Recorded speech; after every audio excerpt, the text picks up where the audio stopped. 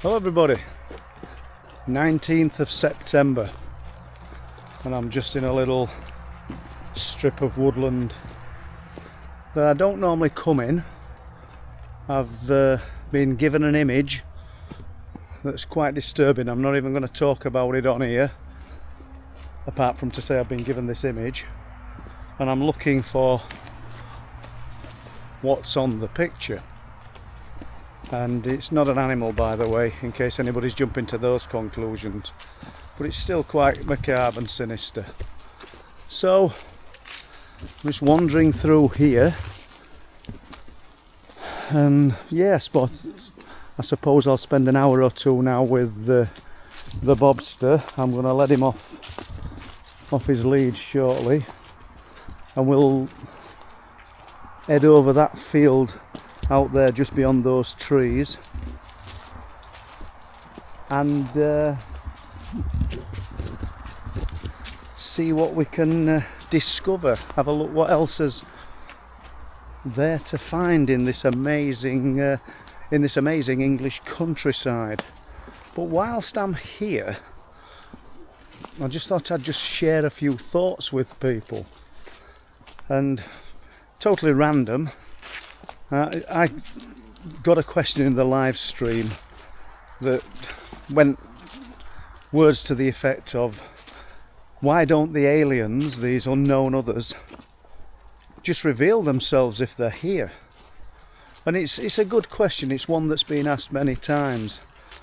And if you were a superior race, would you want to reveal yourself and give technology away to a warring, angry, unpredictable race like ourselves? Let's assume that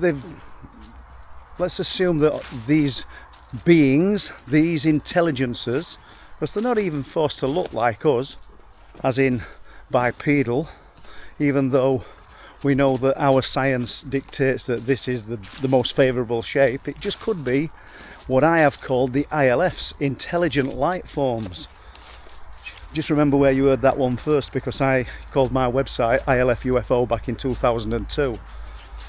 I noted a few people want to jump on the bandwagon and claim these catchy names and phrases, but let's just jump back to it.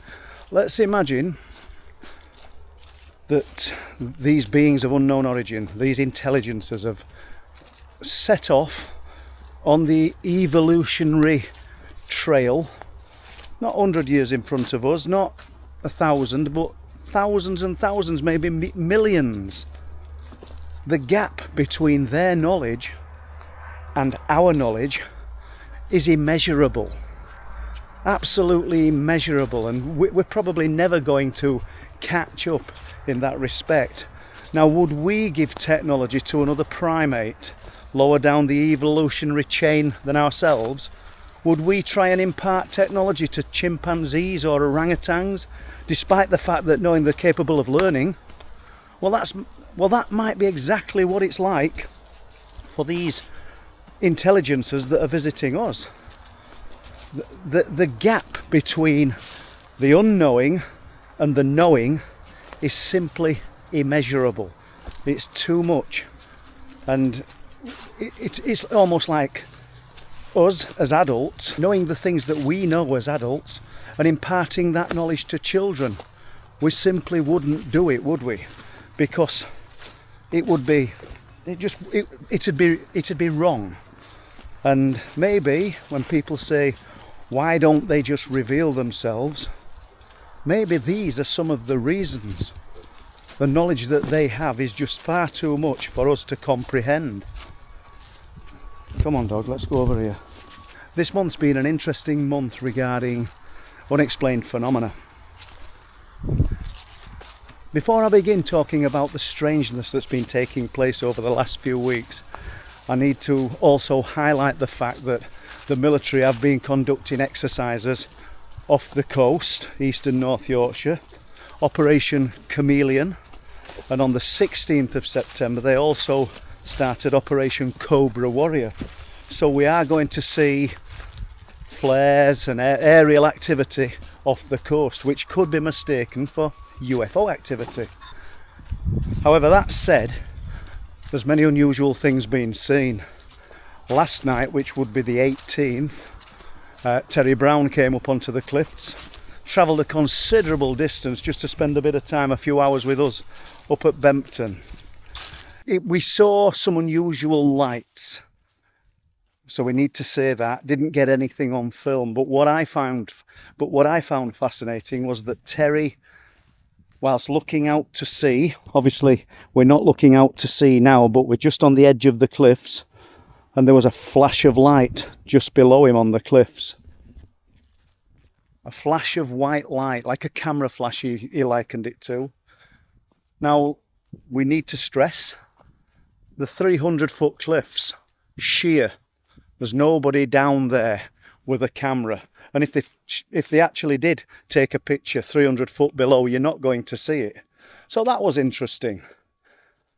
On Monday night, I was up there with Peter, Linny, and a few others. And while stood looking out to sea, similar place to where Terry Brown saw the flash of light, I'm stood next to Pete and I heard someone say, "Paul." I said nothing because I thought, that's a bit bizarre that. I don't think anybody else heard. And Pete said, in his broad Barnsley accent, "Did thou just hear that? It said your name." Did you hear that? What? No, I weren't going to say anything. I was stood here, weren't I? You were stood at opposite side. Here, yeah. And I heard somebody go, "Paul." Paul. And I thought, well, I can't say out because I didn't imagine it, but nobody said out. Heard it. And you heard it. I said, "What the?" Did you hear that? Strange. Did you hear that? It said your name, which is absolutely true. It did, whatever it was, did say my name. So I found that fascinating. I'm just looking up there at that tree there. I don't know if you can see it. I don't know what that is on the side of the tree. I think it's a burr, but it just looks unusual growing out of the side. I didn't know whether it was a wasp's nest. It could be. But back to the cliff tops. Something said Paul. It wasn't any of the team that was with me, so a voice clearly said my name. That's a little bit unnerving. Same night, we saw small lights in the grass, which I did manage to film on 2 occasions. So hopefully when I've downloaded the footage, I'll let you look at that. I can't see it now. There's got to be a boat on it out there. Yeah, well, it's in the bushes.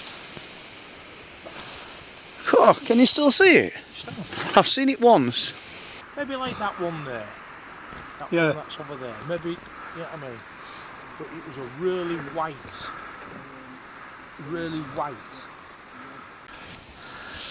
It's not as bright as the object is. This is orange. You still got it? It's just died off. It's odd. It's gone, and whatever it was. And here's one, out of all of the things that happened, here's one that I found the most fascinating. Come here, dog. Mark was up on the cliff tops with us.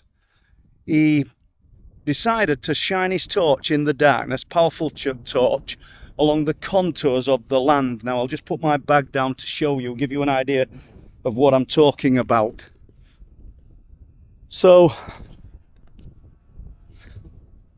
I'll just put my bag down to give you an idea of what I'm talking about. So imagine that's the horizon. You can see the contours of the land in the darkness. But obviously it was closer. It was probably about 150 to 200 yards away. And imagine where my finger is now. And he's going along with his torch above the land. And he literally, in the darkness, his torch touched something that glowed like the moon. It just lit up like the moon. Mark shouted, "Hey, what's that?" I was actually looking, so I saw it. And When I spoke to Mark, I said, what do you think it was? He says, it looked like a miniature moon, didn't it? The torch hit it and it just literally blinked out. Yet, you couldn't see it in the night sky, whatever it was.